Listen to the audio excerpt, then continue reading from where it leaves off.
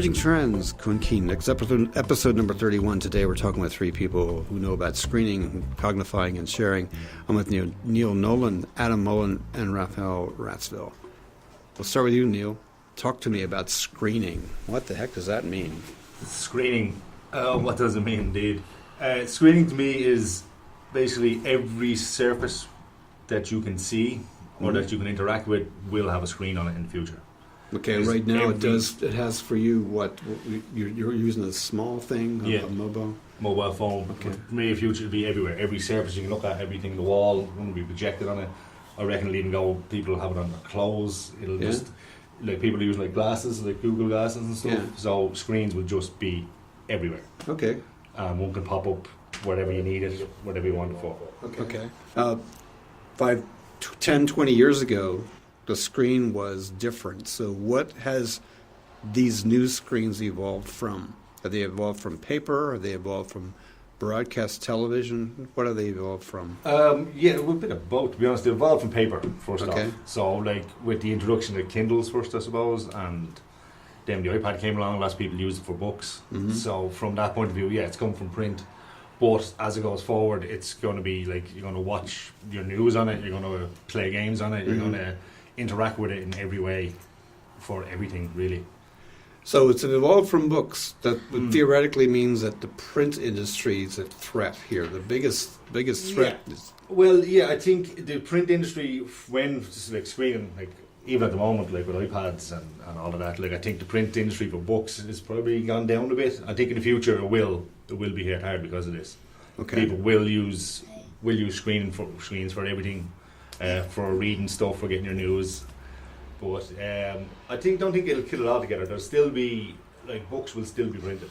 Mm-hmm. I think it may go to some stage to more the collector kind of area. Do you know what I mean? Like people, like some people like just prefer having a tangible book in their hands. Okay, well then the tangible asset that I used to see would be photo albums. People would do a scrapbook of a summertime holiday and exactly, they'd print it. In your experience, what's happening to that? Well, I think it's definitely diminished, but having said that, like my own father is into photography, so whenever we go anywhere, like he'll print off pictures and put it up, and plus he does it now, he's got to this stage annually, he'll do like the book of the year. Good. So he'll have like images from all through the year, birthday parties, people visiting, whatever was going on. So I think there's definitely still a market for that at the moment. There's still definitely people still printing off stuff, but I do think it'll diminish over the years. Like once screening becomes accessible to everybody and you've screens everywhere on your wall, I think it might go down to literally just the kind of people who are into it, like people who are into photography, will actually print out stuff in physical books. Well, I'm thinking, like when you were first thinking about game art design, you saw comic books or you saw glossy treatment of game environments or... Yeah, absolutely. So you'll think they will still exist, right? They will still exist, yeah. I think for when you do a game, they will keep a bit of the budget out for promotion material to do an actual physical book. Okay. I think it'll still, at some stage, it'll come down to just collectors doing that kind of stuff, you know what I mean? People who are really into it. How about a strategy then? If you were to recommend to a studio, do you go all in on screen and all the assets go down this newsfeed friendly mechanism? Do you go all in on that, or do you reserve a portion of your budget for screen? Yeah, they should reserve a portion for printing physical, actual pictures out. Like, so you'd see, like, going into a games conference, maybe a big billboard with they'll the have the image game on set it. up. They'll have, you know, obviously I'd say printed material, like art material and stuff, and then a book, exactly, with all the artwork and the print that if I were to go to the world that Blade Runner 2049 sees, everything from vehicles passing on the street to large billboards on the side of buildings, they're all screening entities.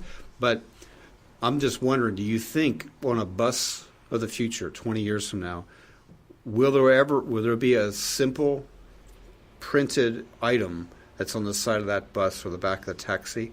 Or do you think it all will be screened? Do you think there will be something? I think it all will be screened, to be honest. That kind of public, like on the side of buses and... Like, obviously, you have to say it's coming up to cost. Like, they're going to keep... These companies aren't going to put big money into putting digital signs on if, you know, it's much more cost effective to do print. Right. So I do think that'll happen eventually, but it will take a good few years. Cool. Before it becomes the norm and the screening and all that becomes a lot cheaper. You know? Okay, this is good. There's a couple other people here that I want to take the screening thing to another space. Take it to your space, Adam, and that's cognified screens. Let's start with cognifying first. What does that mean? Because it's covered by Kevin Kelly in the book The Inevitable, but what does cognifying mean to you? Cognifying is basically taking something that is dumb and giving it AI or intelligence. Okay. So you're given something that, it could be. There was one example which I found really, really interesting. It was putting AI on clothes. So if you put it in a washing machine, that it knows exactly what temperature to put the clothes at and what sort of spin cycle to give them, so it doesn't distort the clothes or make the colours run or anything like that. I thought something even as simple as that. Well, let me give you another. It follows on from what Neil was saying. Let's say that the taxi you're following is picking up a signal from you that knows it's you, and it knows you have real deep interest in Game of Thrones. Do you think the cognified taxi of the future will show a Game of Thrones advert on the back of the taxi? Definitely. Because it's picking you up in this space. Yeah, I could definitely see that happening. It could happen, yeah. It's It definitely could. It's even like the adverts that pop up on your phone now. Yeah. It's been listened, and you'll pop up a phone or an ad will pop up that you've been talking about. Yeah. I've done it with Neil here. I've been sat in the sitting room talking to him about something, and then all of a sudden, boom, something will pop up on your phone. Where did it come? It came from where? The ad came from Facebook? Or it came come from what? Facebook, come from Amazon. Your next eBay search pop up there. It's happening connected already, like really. But I see it happening more and more, even in the likes of like airfields, game design, game development. Okay, let's stick with the games development field, because you're suggesting if this cognification goes to the natural level, it's going to affect games as well. So do you see a threat to a games developer in a cognified world of the future? I see a threat, and I see a shift. I see a shift more towards creating the assets for the AI to use an awful lot of time, but I also see the AI creating the assets themselves. Okay. Because you can see that even now with the procedural generated stuff. Yeah. But basically, there's a library of, say, bump maps somewhere, which is just black and white images that transfer height, that some algorithm gets the information from and creates a whole mountain range and generated level for an artist to use and populate with certain assets. What's going to happen to you in 5 years' time? That actually all comes to pass, and this codification occurs, and the procedural generation becomes the way EA or any other major studio has this happening. What is left for a highly qualified game arts designer to do? Well, I think myself that in years to come, that photorealism and all is become the norm, and then people are going to get a bit bored with it, so it's going to go back towards stylization. Okay. And you need an artist eye for that more so than, because you can't scan dragon. It just doesn't exist.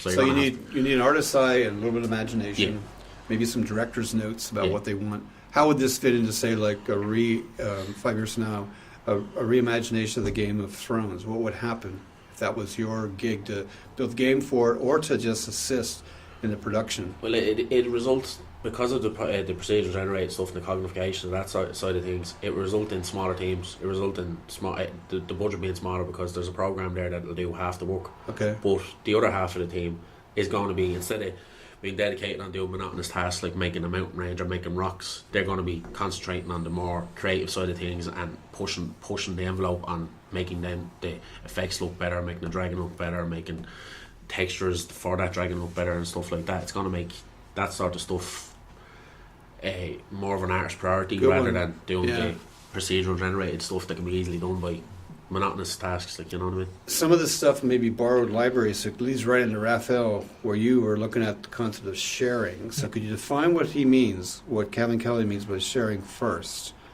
And then tell me, based on what Adam was saying, can you see assets that might have been shared in game development? Yeah. So what does Kevin Kelly mean about sharing, and then how would that fit in this space of games development? Yeah, okay.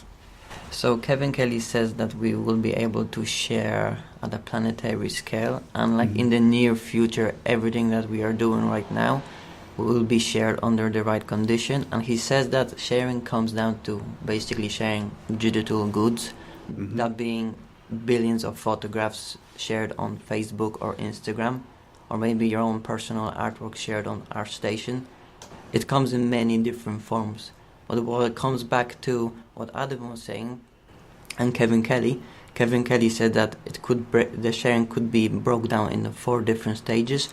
One of them is sharing, second is cooperation, collaboration, and collectivism. And what Adam said kind of fits into collaboration space, where we all there's companies that produce open source software like Blender, for example, which is open source 3D modeling software, and you create your game assets and then you publish those assets for other people to see.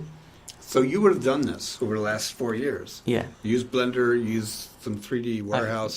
I have used Blender 3D with the guys as well. Yeah. So we all produced 3D game artwork and published to platforms like ArtStation.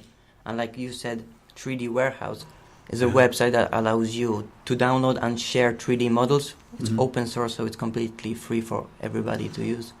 Sharing's become part of the way you do business, the way you look for inspiration, and the way are you expecting yourself to give back to a similar community once you've created something? I mean, is that part of the ethos of you, the developer now, is to share something that might be a throwaway cutting room clipping to a space like a 3D warehouse? Would that be something you'd share? Yeah, I think it is. Me and myself and the lads, when we create artwork, when we share it on ArtStation, maybe be it on 3D Warehouse, it's for other people as well.